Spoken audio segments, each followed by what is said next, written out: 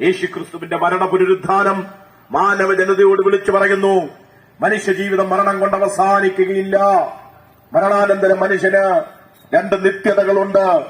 പാപം പരിഹരിക്കപ്പെടാത്തവർ ന്യായവിധിക്ക് അനന്തരമായി നിത്യനരകത്തിലേക്ക് നിവേദിക്കപ്പെടുമ്പോൾ ഈ ഭൂമിയിലായിരുന്ന യേശുവിനെ രക്ഷിതാവായി സ്വീകരിച്ച ദൈവഭക്തന്മാർ, ക്രിസ്തുഭക്തന്മാർ, അവർക്ക് മരണാനന്തരം യേശു ഒരുക്കുന്ന നിത്യഭവനത്തിലേക്ക് പ്രവേശിക്കുവാനുള്ള അവസരവും മനുഷ്യന് ലഭ്യമാവുകയാണ്. പ്രിയരെ, ഇതാണ് സുവിശേഷം എന്ന് പറയുന്നത്.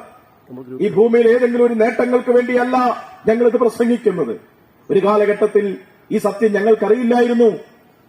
എന്നാൽ ഞങ്ങൾ കേട്ട സന്ദേശങ്ങൾ, ഞങ്ങൾ വായിച്ച ലഘുലേഖകൾ, ഞങ്ങൾ മനസ്സിലാക്കിയ തിരുവചനത്തിലെ സത്യങ്ങൾ ഞങ്ങളെ ഈ യാഥാർത്ഥ്യത്തിലേക്ക് കൊണ്ടുവന്നപ്പോ ഞങ്ങളുടെ സ്നേഹിതരായ, ഞങ്ങളുടെ ദേശനിവാസികളായ, ഞങ്ങളുടെ സമശിഷ്ടരായ നിങ്ങളും ഈ സത്യം മനസ്സിലാക്കിയിരിക്കണമെന്നുള്ള ഒറ്റ ആഗ്രഹം മുഖാന്തരമാണ് മരണാനന്തരം നിങ്ങളാരും നിത്യനരക ദണ്ഡനത്തിപ്പൊയ്കിലേക്ക് നിബന്ധിക്കപ്പെടാതെ യേശു ഒരുക്കുന്ന നിത്യരാജ്യത്തിലേക്ക് പ്രവേശിക്കണമെന്നുള്ള ആത്മഭാരത്തോടുകൂടെയാണ് പ്രിയപ്പെട്ടവരെ ഞങ്ങളോട് വന്ന് പ്രസംഗിക്കുന്നത്.